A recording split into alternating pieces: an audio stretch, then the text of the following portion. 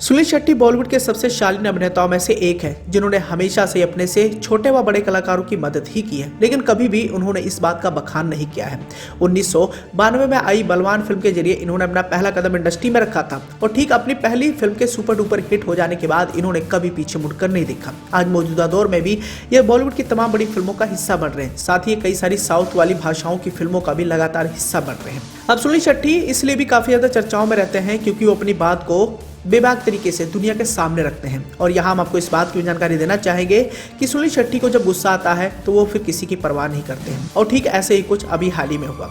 अब जैसे कि आप सभी जानते हैं कि आज से करीब 4 साल पहले इंडियन क्रिकेटर केएल राहुल और हार्दिक पांड्या ने कॉफी विद करण में जाकर कुछ विवादित बयान दिए थे, जिस विवादित बयान के चलते इन दोनों की काफी ज्यादा बेइज्जती भी हुई थी। लेकिन अपने दामाद के बीच बचाव में आते हुए अब सुनील शेट्टी ने ट्रोलर्स को करारा जवाब भी दिया है। बताना चाहेंगे कि केएल राहुल, जो कि भारतीय क्रिकेटर के उभरते हुए सितारों में से एक हैं, इनकी शादी सुनील शेट्टी की बेटी अथिया शेट्टी से 23 जनवरी 2023 को हुई थी। और इसी कड़ी में अब अपने दामाद केएल राहुल के बीच बचाव में आते हुए सुनील शेट्टी ने बड़ा रिएक्शन दिया। पूरे अगर घटना का जिक्र करें तो आज से 4 साल पहले इंडियन क्रिकेटर केएल राहुल और हार्दिक पांड्या करण जौहर के टॉक शो कॉफी विद करण में गए थे और यहाँ कुछ बयानों की वजह से खूब सुर्खियों में भी छाए थे।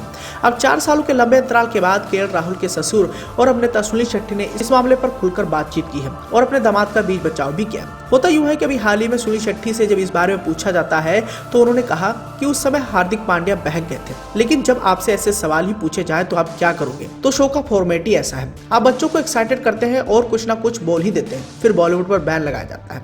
सुनील शेट्टी यहीं रुकते हैं, आगे वो कहते हैं कि मुझे लगता है कि बतौर एंकर और बतौर गेस्ट हमें जिम्मेदार होने की जरूरत है, क्योंकि आप मुझसे सवाल पूछते हैं जिसे सुनकर मुझे लगता है कि मैं जवाब नहीं देना चाहता हूँ। तो इसका मतलब ये नहीं कि मैं किसी से इन्फीरियर हूँ। जब ऐसा होता है तभी चीजें गलत होती हैं, जो कि नहीं होनी चाहिए। आप में चीजों को वैसे ही कहने की हिम्मत होनी चाहिए जैसी वो है और जैसा होनी चाहिए। तो दोस्तों, ऐसा में अभी समझ सकते हैं कि केएल राहुल के बीच बचाव में आते हुए सुनील शेट्टी ने अपना रिएक्शन दिया है।